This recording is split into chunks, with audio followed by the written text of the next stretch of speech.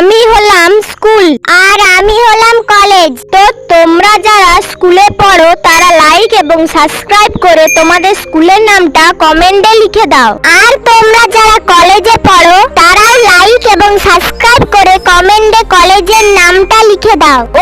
তো school life 13 থেকে 14 বছরের হয়ে থাকে আর কলেজ লাইফ 3 থেকে 5 বছরের হয়ে থাকে। আচ্ছা, আমার মধ্যে আসতে হলে তোমাকে স্কুল ড্রেস পরেই আসতে হবে, আর আমার মধ্যে তো তোমরা যে কোনো ড্রেস পরেই আসতে পারো।